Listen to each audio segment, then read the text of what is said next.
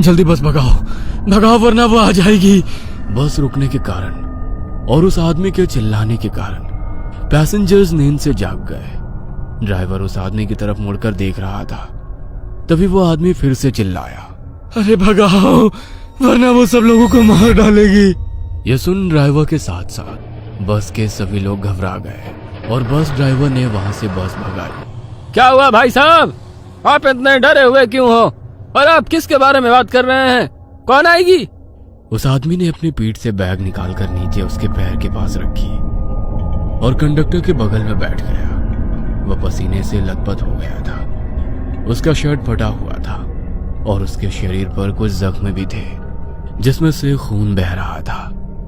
Passengers उसे घूर रहे थे। कुछ लोग घबरा भी गए थे कि यह आदमी आखिर है कौन।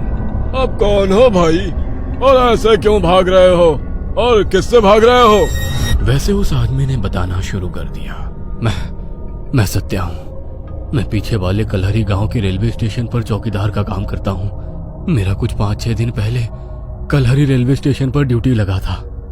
वैसे गांव छोटा होने के कारण स्टेशन भी छोटा था। वहां केवल एक ही प्लेटफॉर्म था। वहां के लोग रेलवे का कुछ बहुत कम ही इस्तेमाल करते थे क्योंकि एक ट्रेन रात में 2 बजे आती है जो सीधे सोलापुर से होकर कन्याकुमारी की तरफ जाती है और फिर वही ट्रेन दूसरे दिन सुबह 4 बजे वापस मुंबई की तरफ जाती है। दिन में बस 10-12 और कभी कभी तो 2-4 और कभी कभी तो रेलवे स्टेशन पर कोई पैसेंजर आता भी नहीं है। मैं वहां जाकर बहुत खुश था क्योंकि पार्किंग में कभी कभार गाड़ियां रुकती थी।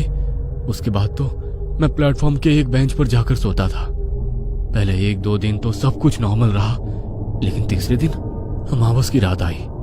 मुझे घर से माँ और बीवी का फोन आया कि आज के दिन रात में ठीक से ड्यूटी करे और भगवान का नाम लेते हुए ड्यूटी करे और अंधेरे से दूर ही रहे। मैंने हाँ भरी। उस रात पूरा स्टेशन खाली था।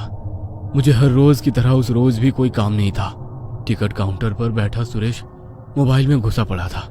पैसेंजर्स नहीं आते इसलिए स्टेशन पर कोई कैंटीन या ठेके वाला भी नहीं था। मैं प्लेटफॉर्म के बेंच पर बैठा झपकी ले रहा था।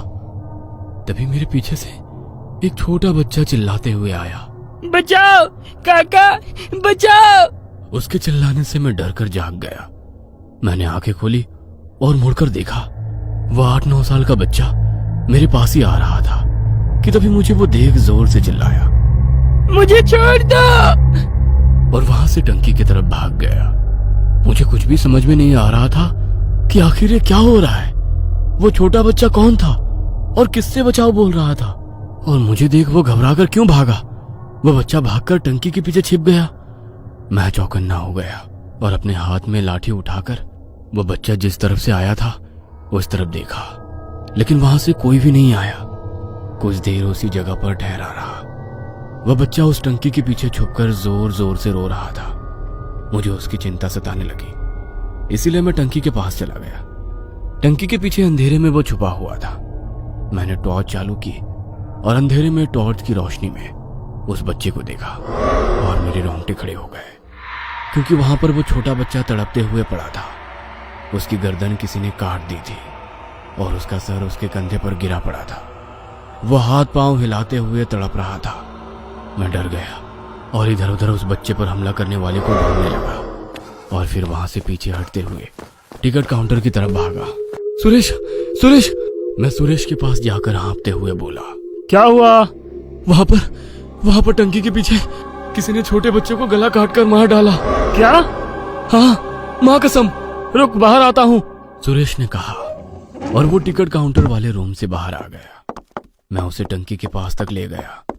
मेरी उसके पीछे जाकर उस बच्चे को देखने की हिम्मत नहीं हो रही थी, इसीलिए मैंने सुरेश को अकेले वहां जाने के लिए कहा। सुरेश घबराते हुए टंकी के पीछे गया। कुछ ही वक्त में वो टंकी के पीछे से बाहर आया और बोला, कहाँ है बच्चा? वही तो है, टंकी के पीछे खून से लथपथ पड़ा। उसकी गर्दन कट चुकी है और उसके कंधे पर पड़ी है। यहाँ कुछ भी नहीं है, आओ खुद आके देख लो। मैंने वहां जाकर देखा और मेरी आंखें फटी की फटी रह गई क्योंकि वहां कोई भी बच्चा नहीं था, ना ही वहां कहीं खून की एक बूंद भी थी। वह देख मैं हक्का बक्का रह गया।